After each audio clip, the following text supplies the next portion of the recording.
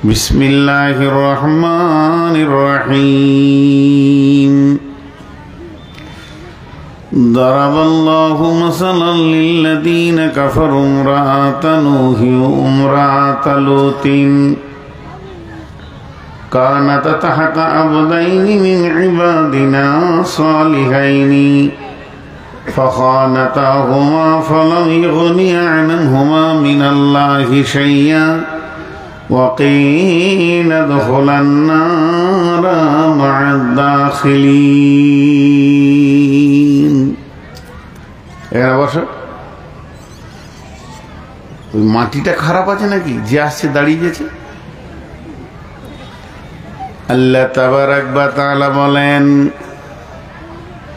জারাবা মানে মিসাল উপমা আমি তোমাদের জন্য উপমা রেখেছি উদাহরণ রেখেছি মিসাল রেখেছি বিশ্বের বুকে যতগুলি দাম্পত্য জীবন পৃথিবীর বুকে আসবে যারা স্বামী স্ত্রী সংসার করবে তাদের জন্য আমি দুইখানা উপমা রেখে দিয়েছি মিসাল রেখে দিয়েছি সেই দুটির মধ্যে একটা হলো জারাবাল্লাহু মাসালান লিল্লাযীনা কাফারু ইমরাতা নূহ ইমরাতা লূত একটা হলো লূত আলাইহিস সালামের বিবি আর নূহ আলাইহিস সালামের বিবি এই দুটিকে কেন্দ্র করে আমার রব সারা পৃথিবীর ওই মহিলাদেরকে জ্ঞান দিয়েছেন যে মহিলারা নিজেরা দিন মানে না দিনের বাইরে চলে দিনকে অপেক্ষা করে চলে আর শুধু ভরসা করে স্বামী আমার বড় নেককার স্বামীর আমলে আমি জান্নাতে চলে যাব আমি একজন আলিমের বিবি আমি একজন পরেশগার মানুষের বিবি আমার স্বামী তাহাজ্জুদ পড়ে রাতে উঠে কাঁদে আল্লাহর কাছে কাঁদে আমি এত বড় সৌভাগ্যবান আমি একজন সুন্দর স্বামী পেয়েছি যে স্বামী আমাকে জান্নাতে নিয়ে চলে যাবে আল্লাহ বলছেন এটা হবে না তোমাকে তোমার নিজের আমলের ময়দানে দাঁড়াতে হবে স্বামী বাপ ভাই অন্যজনের আমলে তুমি পার হয়ে যাবে এটা কোনোদিন হবে না তার জন্য দুইজন নবীর বিবির কথা তুলে ধরলেন হে আমার মা ওরে আমার বোন সেই দুইজন নবীকে একটা হলো নূহ আলাইহিস সালাম আর একটা হলো লূত আলাইহিস সালাম আল্লাহ তাবারাক ওয়া তাআলা বলছেন দেখ আমি দুইজন নবীর বিবিকে চিরদিন জাহান্নামের খোরাক বানাবো ওয়াকিলা দুখুলান নারা মা'আদ দাখিলিন ধারণা চেঞ্জ চিন্তা চেঞ্জ আমি যে উদাহরণগুলো দিব অনেকগুলি উদাহরণ আসবে মা আমার বোন আমার ওই যে মেয়ে দুটি জাহান্নাম যাবে লূত আলাইহিস সালামের বিবি আর নূহ আলাইহিস সালামের বিবি তারা কত ভাগ্যবতী ছিল তাদের নসিব কত ভালো ছিল যে তাদের স্বামীরা হচ্ছে নবী নবীদের বিবি জানামানা বিবি নয় সাধারণ মানুষের বিবি নয় নবীদের বিবি জাহান্নাম যাবে অথচ ওই দুজন নবী তাদের বিবিকে জাহান্নাম থেকে বাঁচাতে পারবে না কসিম কালেও না ওয়াকিলা দুখুলান নারা মা'আদ দাখিলিন বাড়তে রয়েছে এদিকে দাও বাস ওয়াকিলা দুখুলান নারা মা'আদ দাখিলিন তাদের দুইজনকে জাহান্নামে দেয়া হবে মা আমার বোন আমার এখান থেকে আমরা কি পেলাম কোন ইবরাতটা হাসিল করব, কোন জ্ঞানটা হাসিল করব। মা আমার, বোন আমার, স্বয়ং আল্লাহ বলছেন নিজের নিজের আমলের উপরে মজবুত হয়ে যাও। আল্লাহর নবী আখিরি পয়গম্বর, নবীদের নবী, সমস্ত মাখলুকের নবী, সব জাহানের যিনি নবী, যিনি এত পাওয়ারফুল মানুষ, আল্লাহর পরে পরে যার স্থান, যে ব্যক্তিটা আল্লাহর পরে পৃথিবীতে স্থান পেয়েছেন, ওই ব্যক্তিটা নিজের বেটিকে, জামাইকে আর দুই নাতিকে ডেকে বললেন, কুল মা কুনতু বিদআম মিনার রাসূল, হে আমার বেটি, ওরে আমার জামাই, ওরে আমার নাতি, আমি কোন নতুন নবী বা নতুন রসুল নই। আমার পূর্বে অনেকগুলো নবী, অনেকগুলো রসুল পার হয়ে গেছি। আমি নতুন হলে অনেক কিছু বলা যেত, শুনে নাও, আমার পূর্বে অনেক নবী চলে গেছেন, আমি নবীদের শেষ নবী, আমি আখিরি নবী, আমি খাতামান নবী।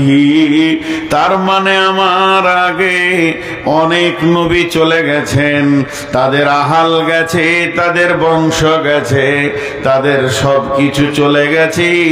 এই জন্য তুমি ভেবে নাও, হে আমার বেটি ফাতেমা রে, কঠিন কিয়ামতের দিনে নবীর বেটি ফাতেমা বলে কোনো কনসিডার করা হবে না, কোন রকম না। কেন এই আয়াতটা নাজিল হলো? আয়াতটার দিকে একটু খেয়াল করি, সামান্য আপনাদের মনগুলো, মনোযোগগুলো এইদিকে দেন, একটু দেন। আল্লাহর রসুল কত ভালোবাসতেন ইমাম হোসেনকে, ইমাম হাসানকে। দুটি খবর দিই আপনাদের সামনে। বিশ্বনবী মসজিদে নববীতে খুতবা দিচ্ছেন, রানিং খুতবা চলছে। আল্লাহর নবী মিম্বারে দাঁড়িয়ে খুতবা দিচ্ছেন। খুতবা এখনো শুরু হতে বাকি আছে তাও নয়, খুতবা শেষ হয়ে গেছে এটাও নয়, আল্লাহর নবী রানিং খুতবা দিচ্ছেন। খুতবা চলছে, আর ইমাম হাসান আর ইমাম হোসেন দুই ভাই সুন্দর করে ফাতেমা রাদিয়াল্লাহু তাআলা আনহা তাদের দুইজনকে সাজিয়ে দিয়েছেন, দিয়ে বলেছে, বেটা যাও মসজিদে যাও, নানাজি তোমাদের নানাজি খুতবা দিবে, খুতবা শুনে এসো, যাও। পাঠিয়ে দিয়েছে। দুইজন মসজিদের গেটে ঢুকছেন, আর বিশ্বনবী রানিং খুতবা দিচ্ছেন। আপনারা একবার ভেবে বলবেন যে আপনাদের ইমামের চাকরি থাকবে কি? নবীজি খুতবা থেকে নেমে গেলেন, খুতবা থেকে নেমে গিয়ে এইভাবে মুসাল্লিদেরকে ফাঁক করতে করতে করতে করতে একদম পেছন গেটে গিয়ে এক কাঁধে ইমাম হাসানকে নিলেন, আর এক কাঁধে ইমাম হোসেনকে নিলেন, যে আবার এসে মিম্বারে উঠে খুতবা দিতে শুরু করলেন। এই কাণ্ডটা যদি একবার ভাষাই পাকুড়ে জামে মসজিদে ঘটে, পরের দিন তার চাকরি থাকবে? হ্যাঁ, পরের দিন তার চাকরি থাকবে না, তার ইমামতি শেষ হয়ে যাবে। যেই মিম্বারে উঠলেন, আয়াত নাজিল হয়ে গেল, বিসমিল্লাহির রহমানির রহিম, আল মালু ওয়াল বানুনা জিনাতুল হায়াতিদ দুনিয়া। মাল এবং সন্তান সন্ততি এটা হলো পৃথিবীর সৌন্দর্য। কত ভালোবাসতেন আর একটা ঘটনা, আসরের নামাজে বিশ্বনবী 4 রাকাত নামাজে শেষ সাজদাতে আছেন। ঘটনাগুলোর ভিতরে জ্ঞান লুকানো আছে। শেষ সাজদাতে রয়েছেন, এমন সময় ইমাম হোসেন এসে রসুলের ঘাড়ে চড়ে নিয়েছে। রসুলের ঘাড়ে চড়ে নিয়েছে, নানাজি ঘোড়া হয়েছে তো চড়ে নিলে, তো ইমাম হোসেন চড়ে নিয়েছে তো হাসান পাছাতে ঠেলছে, ঘোড়া যায় না কেন রে, কি ব্যাপার? তো ও দুই ভাই নানাকে নিয়ে খেলছে। জিবরাইল আমিন বলে দিলেন, বিশ্বনবী গো, হুসেন হাসানকে শুধু আপনি ভালোবাসেন না, আল্লাহ ভালোবাসে। যতক্ষণ পর্যন্ত ইমাম হোসেন আপনার গর্দন থেকে না নামবে, অতক্ষণ পর্যন্ত আপনি যেন মাথা তুলবেন না। বিশ্বনবী মাথা তোলেন না। সাহাবীরা ভেবে নিয়েছেন কত লম্বা সাজদারে, নবীজি কি ভুলে গেছেন নাকি? কাছাকাছি সাহাবীরা দেখছেন 2 জন নবীকে ঘোড়া বানিয়েছে। তখন একজন হাত বাড়িয়ে নামাতে যাচ্ছে, বিশ্বনবী ইশারা করে হাতটাকে সরিয়ে দিলেন। তারা নামলো, বিশ্বনবী গর্দন তুললেন, সালাম ফিরলেন। তার মানে আল্লাহ ইমাম হোসেন হাসানকে কত ভালোবাসতেন, বিশ্বনবীও কত ভালোবাসতেন। 2টা ঘটনা বললাম। নাম্বার 3 নম্বর ঘটনা শুনেন। আল্লাহর নবী একদিন ফজরের নামাজ পড়ে তাসবিহ তাহলিল করে প্রতিদিন যেমন নিজের ঘরে যায়, সেদিন নিজের ঘরে না গিয়ে আল্লাহর নবী সোজা চলে গেছেন ফাতিমার ঘর। ফাতিমার ঘরে গিয়ে দেখছেন শীতের সময় 4 জন একটা কম্বলের ভিতরে রয়েছে, 2 জন বসে আছে, 2 জন লাফালাফি করে। কম্বলের উপর থেকে বোঝা যায় এই মাথাটা বড়, এই মাথাটা বড়, তাহলে এটা আমার মেয়ে ফাতেমা, এটা আলী। আবার এইদিকে 2টা মাথা খালি ফিরিক ফিরিক করে লাফালাফি করে। এই 2টা ইমাম হোসেন আর হাসান, তারা আব্বা মায়ের হাতগুলি আঁধারে ধরছে আর আনন্দ করছে। এই দৃশ্যটা বিশ্বনবী দাঁড়িয়ে দাঁড়িয়ে দেখছেন। দেখতে দেখতে দয়ার নবী একটা টাইম কম্বলটা তুলে নিজেও তাদের সঙ্গে ঢুকে গেলেন। এক কোলে নিলেন ফাতেমাকে, এক কোলে নিলেন আলীকে, একদিকে নিলেন হাসানকে আর একদিকে নিলেন হোসেনকে। 4খানা মাথা। এবার বিশ্বনবী নিজের মাথাটা সেখানে লাগিয়ে দিলেন, দিয়ে বললেন, আল্লাহুম্মা হাদিহি আহলি, হে আল্লাহ, এরাই আমার বংশধর, এরাই আমার আহাল।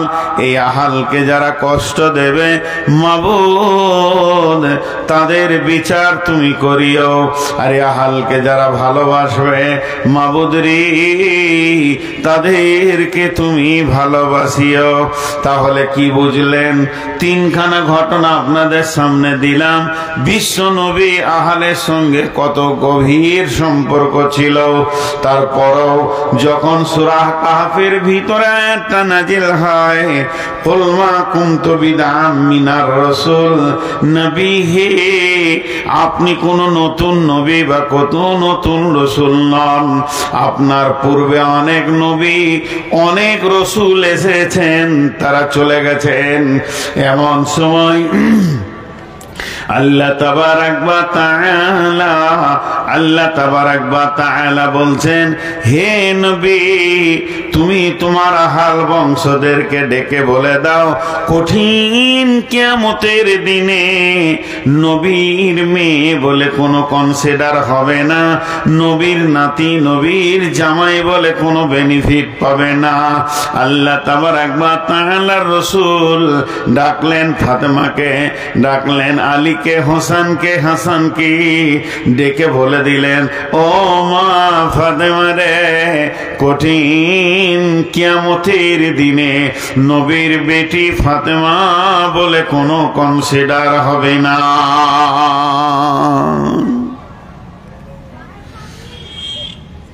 আমি কি এই ঘটনাগুলো ফালতু শোনাচ্ছিলাম?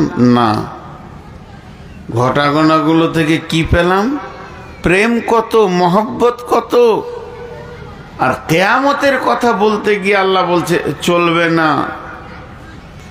তুমি নবী আছো, তোমার নাম দিয়ে তোমার থ্রুতে কেউ পার হয়ে যাবে, এটা চলবে না। এই ঘটনা, এই কথাটা আল্লাহ বিশ্ব নবীকে বলছেন, অন্য কোনো নবীকে নয়। আমার কথাটা বোঝার চেষ্টা করেন। বিশ্ব নবীর মতো ব্যক্তিত্ব সম্পন্ন ব্যক্তিকে আল্লাহ তাবারাক ওয়া তাআলা বলছেন তোমার নাম দিয়ে ভাঙিয়ে কোনো কনসিডার এখানে হবে না।